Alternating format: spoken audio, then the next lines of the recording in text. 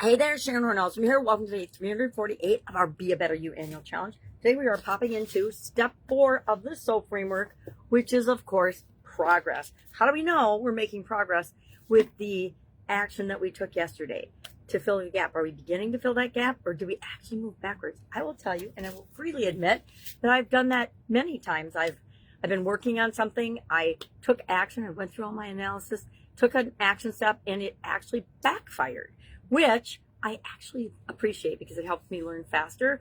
And it shows me that my thinking is taking, or my trying to control the situation is taking us in the opposite direction, or me, in this case, in the opposite direction that I want to go.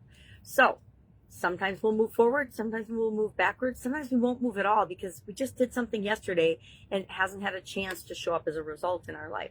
I love the things that show me either negatively really quickly or positively really quickly that we're going in the right direction. So our challenge today is to think about, how do we make progress? How do we fill in that P, and how do we fill in the P for progress, and how do we know? How are we going to measure so that we do clearly know if we're moving in the right direction or not? Because I like to do things with a lot of speed, and that means as soon as I know it's working positively or negatively, positively I'll double down and do more of it. If it's not working, I want to change immediately and do something else, because we always have unlimited possibilities when it comes to taking action toward the thing that we want and filling that gap. And so mine's really easy, and I guess I was going to have a graphic, but I didn't grab one, that demonstrates and shows that one of the best ways we can make progress is by measuring something. I love to measure. I love to graph. I was like the queen of Excel spreadsheets back in my corporate days. I had graphs and charts for everything.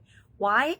Because we think of things graphically and in pictures. Our brain actually thinks in pictures and then turns it into words. So one of the fastest, easiest ways to communicate is to skip over that whole translation process in our mind and other people's minds. And so I found early on in my corporate career that by creating graphs and charts and visuals, it was really, really powerful for getting my message across. And I still use them today, but not nearly as much as they do. And most of them are hand-drawn backwards for my video creation. So today, all we're going to do is check in with and say, okay, well, what did I do yesterday? Because I'm assuming that you did an action yesterday toward filling that gap. And do I know if it worked? Yes or no? And sometimes the only way you can know and measure is, how do I feel about it? Do I feel great about the action I took yesterday? And if the answer is yes, then it's for you. Do some more of it. If you don't feel good about it, or kind of icky, or you're just hanging out waiting and procrastinating until you get a definitive answer, I would say just pick another action and do that, because that's how we get into momentum. That's how we create what it is that we want in any area or aspect of our life. So, do y'all want to know what I'm doing? All right, if you do, ask in the comments below. All right, have an awesome day, and if I can help you in any way, all you have to do is ask. Bye. See you tomorrow.